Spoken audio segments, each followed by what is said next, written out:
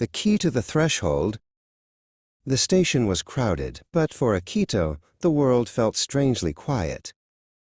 He stood by the train doors, gripping the strap of his heavy backpack. His mother, Emiko, pressed a small, cold object into his palm, a brass key tied with a simple blue ribbon. "This isn't just for a door," she whispered with a bittersweet smile. "It's for the person you're about to become." Akito nodded, feeling the weight of the silver train's departure. The apartment was smaller than Akito had imagined, smelling faintly of citrus cleaner and echoing floorboards. He stood in the center of the room, surrounded by cardboard boxes that held his entire life. The silence was heavy. Back home, there was always the hum of the television or the scent of dinner wafting through the hall. Here, there was only the sound of his own breath and the ticking of a clock he hadn't yet unpacked. Adulthood, Akito quickly learned, was a series of small battles against the mundane. He spent 20 minutes staring at the control panel of his new washing machine, trying to decipher the kanji for delicate cycle.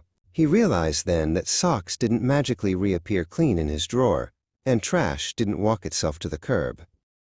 Every clean shirt was now a conscious choice, a task he had to claim as his own. The supermarket was a labyrinth of budgets and labels. Akito stood in the vegetable aisle, comparing the price of a single onion to a bag of 3. He calculated his remaining yen in his head, realizing that the fancy coffee he liked cost as much as 3 days' worth of rice. He placed a bag of frozen dumplings into his basket, feeling a strange sense of pride in his frugality. College felt like a vast ocean where everyone was trying to stay afloat. In his introductory architecture seminar, Akito sat next to a student named Kenji who was frantically sketching in the margins of his notes. When Akito offered to share his ruler, Kenji's face lit up with relief. "First week jitters?" Kenji asked. Akito laughed, realizing he wasn't the only one feeling like a fish out of water. By Tuesday night, the glamour of independence had faded into a dull ache in his lower back. Akito sat at his desk, the glow of his laptop the only light in the room. He slurped lukewarm instant ramen while highlighting a textbook on structural integrity. The steam from the noodles fogged his glasses, and for a moment he felt a wave of homesickness so sharp it made his chest tight. He picked up his phone, ready to call Emiko and tell her he wanted to come home for the weekend. He scrolled to her name, his thumb hovering over the dial icon. But then his gaze fell on the brass key sitting on his nightstand. He remembered the look of confidence in her eyes at the station. Slowly, Akito put the phone down. He took a deep breath, closed his eyes, and decided to try for one more day. "You have to saute the garlic first, or it won't taste like anything," Kenji insisted, waving a wooden spatula.